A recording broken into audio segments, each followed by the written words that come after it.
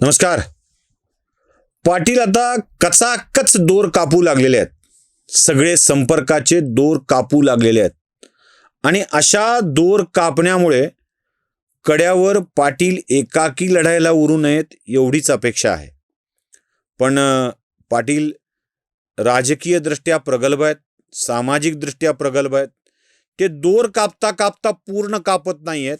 एखादी दोरी अशी शिल्लक ठेवतायत ज्यावर ती दोर टिकून राहील. पाटलांनी आता धडाकाच सुरू केलेला आहे. काय काय बोलतील पाटील याचा नेम नाही. त्यांचं नेहमीचं टार्गेट म्हणजे महाराष्ट्राचे विद्यमान मुख्यमंत्री देवेंद्र फडणवीस. देवेंद्र फडणवीस मुख्यमंत्री पदाच्या कारकिर्दीत आता 3ऱ्या क्रमांकावर आलेत. शरद पवार 4थ्या क्रमांकावर गेलेत. नंबर 1 वर अर्थात वसंतराव नाईक, नंबर 2 वर विलासराव देशमुख, नंबर 3 वर देवेंद्र फडणवीस, नंबर 4 वर शरद पवार. शरद पवारांच्या सारख्या माणसाला मागं टाकून फडणवीस 3ऱ्या नंबरवर येतात हे कदाचित पाटलांच्यासाठी अस्वस्थ करणारी गोष्ट असावी, कारण साहेबांची ऊर्जा पाटलांना फार भावते. या पाटलांनी फडणवीसांची पुन्हा माय काढली, माईचा नवरा काढला, बोकांडी बसतो म्हणले, तुझी वाट लावतो म्हणले. ते मागचं आठवतं ना पिपली लाईव्ह तुम्हाला, फडणवीस आता बघ.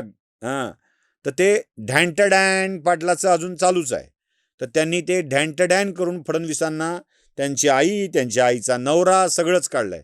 पाटील फडणवीसांच्या विषयी काय काय वाक्य बोललेत ते ऐका. फडणवीस आईला तुमचं मत चांगलं चाललं होतं, तुम्ही उगाच मराठी अंगावर घेतली. तुम्हाला नवाजाली गेलं ना, तुम्ही अशा टंगड्या छाटीता. फडणवीस साहेब, तुम्हाला नवाजाली गेलं ना, तुम्ही अशा टंगड्या छाटीता लोकांच्या. बरं का फडणवीस साहेब, तुम्ही मराठ्यांच्या लेकरांच्या मुंडके तोडायचं बंद करा आणि मंत्र्याच्या माध्यमातून बोकांडी बसायचं बंद करा. मी जर बोकांडी बसलो ना तर उठणारच नाही. फडणवीस साहेब जिवंत आहेत बरं काय, मराठी मेलेले नाही. तुम्ही मारणार आहेत इथून पुढं, तुम्ही मारणार आहेत मराठी. तुम्ही जे कट रचलाय ना मराठी संपवायचा, तुम्ही मारणार आहेत, पण ती जिवंत आहे आणखी. विखे पाटील, तुम्ही आता फाशीवर देणार का 3000 लोक एका राजकारण्यासाठी? तुमचा निवडून आला नाही म्हणून तुम्ही याची काय काडी केली ते पण सांगतो मी. अरे नालाय कवन करू नका तुम्ही. मी इतका मागा लागल ना, तुम्ही मला माझ्या अंगावर येऊ नका. फडणवीस तुम्हाला सांगतो मी जर तराला लागलो ना तो तुमचं लय अवघड करून टाकेन मी सगळ्याच. तुमच्या याचा नवरा जिवंत नव्हता तेव्हापासूनचे पुरावे येते. ह्या लेकरांचं पाप कोण डोक्यावर घेणार आता? फडणवीस तुम्ही का?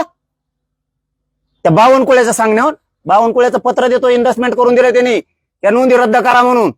हो, हे फडणवीस लक्षात ठेवा तुम्ही. आता त्या बावनकुळ्याने मराठ्यांचं वाटोळं करायचं ठरवलंय. हे पुरावे किती द्यायचे फडणवीस?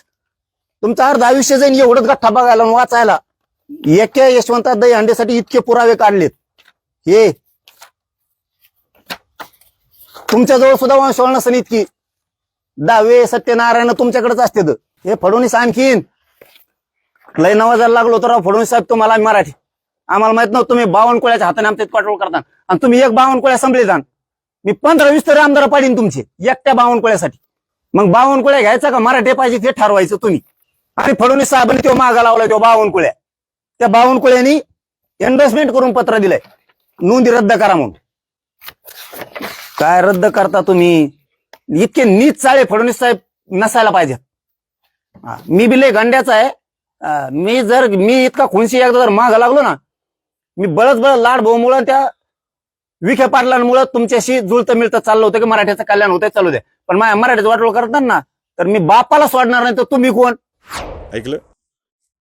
फडणवीस आई काढली काय, आईचा नवरा काढला काय, काहीच बोलत नाहीत. त्यामुळं त्यांचं काढणं सगळ्यांना सोपं आहे. मला भाजपवाल्यांचं आणि या तथाकथित सगळ्या उजव्या विचारसरणीच्या लोकांचं माफी आधीच मागून टाकतो. कशाला पुन्हा अजून 5-50 जण आपल्याकडे यायच्या पुन्हा माफ करा म्हणायचं. त्याच्यापेक्षा यांची आधीच माफी मागून टाकतो तथाकथित म्हटल्याबद्दल. या सगळ्या उजव्या विचारसरणीवाल्यांचं आश्चर्याचं वाटतं की हे जेव्हा संधी मिळते ना तेव्हा आपल्याच माणसावर चढायला येतील,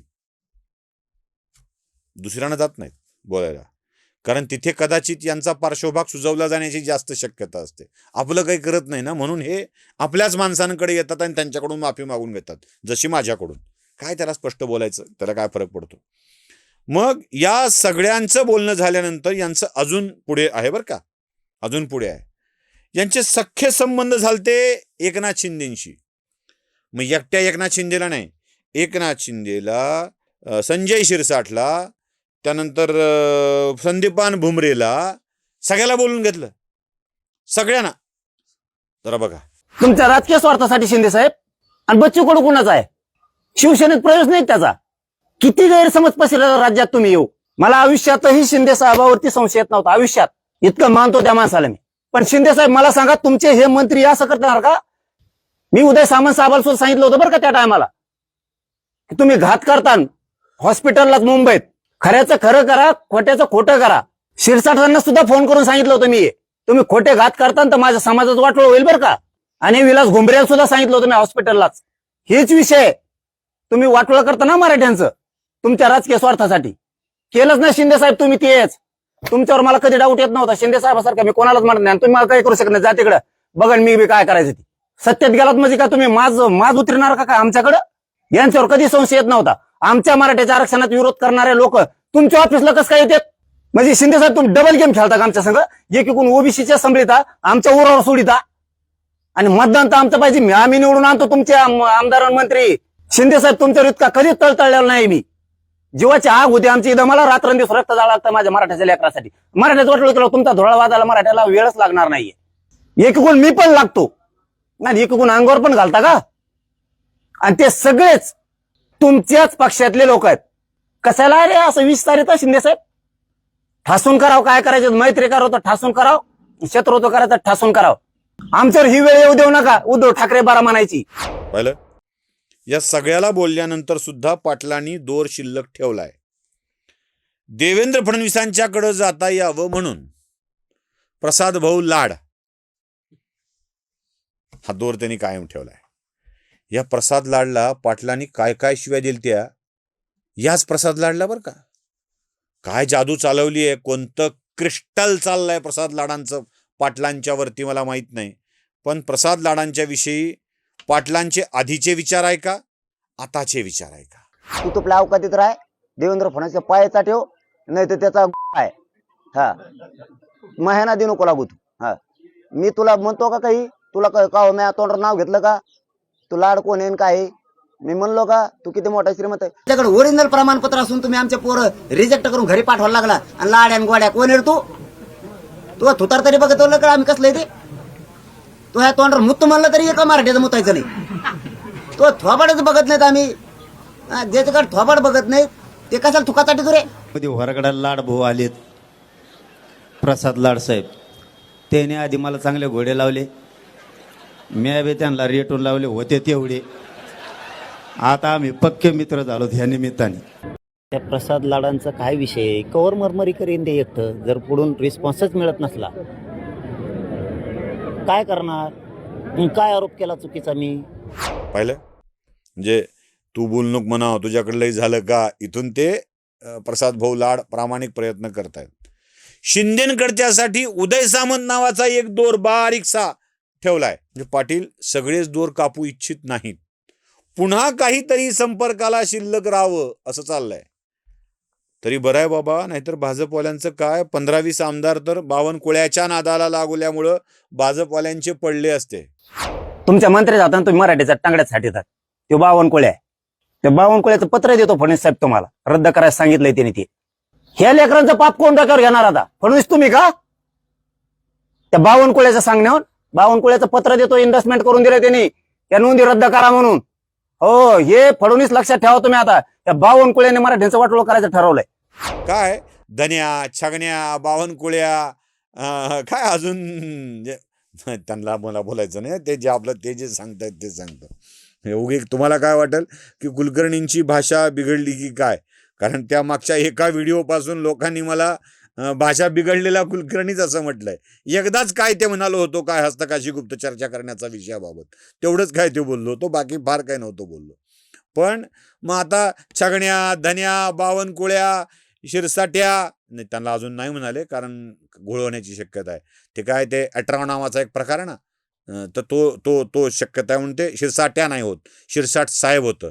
आणि भुमरेला जर फारच बोला होता हॉस्पिटल, त्याचं काय करायचं म्हणून ते काही त्याच्याविषयी फारसं वाकडं बोलत नाहीत. पण हे बिचारे त्या यादीत येतात. पण दोघांचे संबंध कायम ठेवून पुन्हा यादी नीट करण्याचं कसब पाटलांच्याकडे आहे.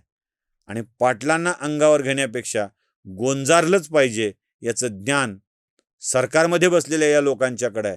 त्यामुळे सरकार यांना गोंजारत राहतं. आणि खरं सांगू, सरकारनं दिलेल्या चॉकलेटला लॉलीपॉप समजून जिंकलो रे पोरो हो म्हणायची पद्धत पाटलांना पण आत्मसात झालेली आहे. बाकी काय, एन्जॉय करूया. आता 29 ऑगस्ट पासून असे वाक्य ऐकण्याची सवयच आपल्याला लावून घ्यायची आहे. नमस्कार.